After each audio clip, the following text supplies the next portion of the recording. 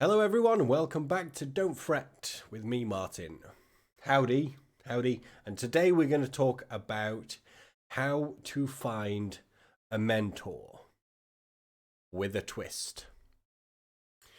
Because today I had the absolute pleasure of interviewing a guy called Matthew Huttle. He is the owner of an organization called Hero's Breath. And we were talking about the idea of being a hero of your own journey. And way back when, a guy called Joseph Campbell discovered the hero's journey. He did it through studying how storytelling was passed across cultures and a framework with which helped stories resonate with people. And it was the same framework that has existed across multiple cultures without any kind of interaction. It was the way that myths were passed down. It was we can see it a lot in Greek mythology as an example, and Norse mythology as well. And on that hero's journey, and you'll remember it in a number of movies, if you've ever seen any of the underdog movies from the 80s, like Karate Kid, any of them, any of the Rocky movies, you'll know what I'm talking about. In that the hero has a call to adventure, and initially there'll be a resistance to that. They resist the call. But then they decide to take up the mantle and go on this adventure, this quest, this journey, and into a world of unknown, a world of uncertainty. And subsequently, they get a mentor that helps them navigate this part of the journey.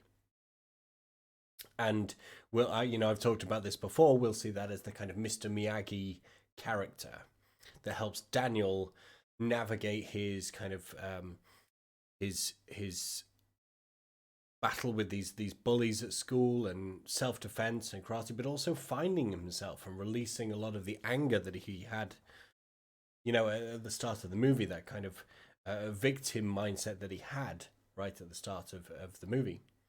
So Mr. Miyagi helps him navigate all of that.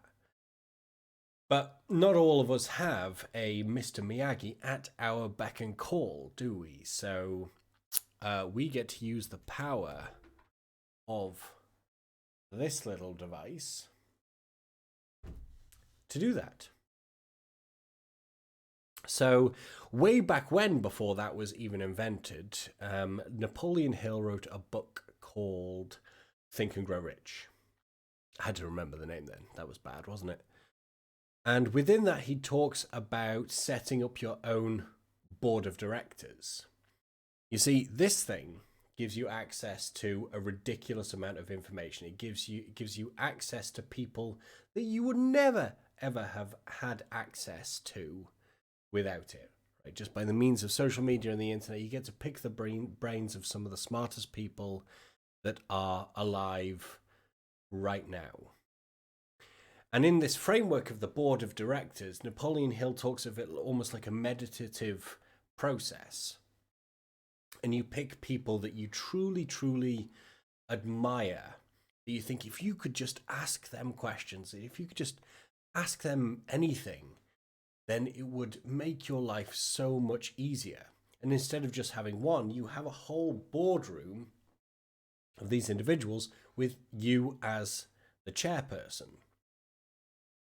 And what you can do is you can bring these people in with their personalities and their value systems and everything. Like, you can write this down as this person has these personality quirks and holds these values. So when they come into the equation, they bring that with them. So you can imagine yourself at this board of directors having a meeting with some of the greatest mentors you could ever wish to have within your life and ask them questions. And then these individuals can give you feedback. And these are, when you actually go through this process, and I've done it a few times, you actually get new ideas as almost in a way that you never would have thought of if left to your own devices. See, when we're stuck in our own heads, we're also stuck within our own biases and the narratives that we tell ourselves and our own mindset blocks. this process has a way of unlocking those blocks because we're able to take on the values and the perspectives of the individuals that we're put into this board of directors. And if you're a scientist, that you'll be able to kind of see some neuroscience research on how this unlocks avenues into our unconscious where this information is stored. We just don't have a way of accessing it. This gives us a way of accessing it. If you're more on the spiritual nature, you'll be able to kind of connect to ideas that these are messages flowing through the universe that you're able to just kind of tune into. Whatever you want to believe in terms of science, spirituality is entirely up to you, but there's no denying the impact of this particular strategy. So if you find yourself along that hero's journey, if you find yourself venturing into a new world that is absolutely terrifying, you feel overwhelmed and you've no idea what you're doing, you have the opportunity to bring in mentors around this space through the power of this wee device. Bring them into your own board of directors and start asking the questions that you need answers to. It'll be amazing how if you start to do this and you start to give each individual on your board of directors a personality, how answers will start to flow to you.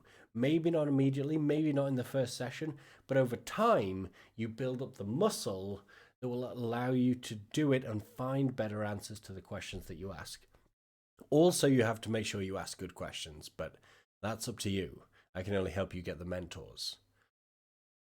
So I'm going to be working on a process this week where I can name 8 mentors that are going to go into my board of directors, 8 of my truest heroes, the people that I wish I could ask questions of.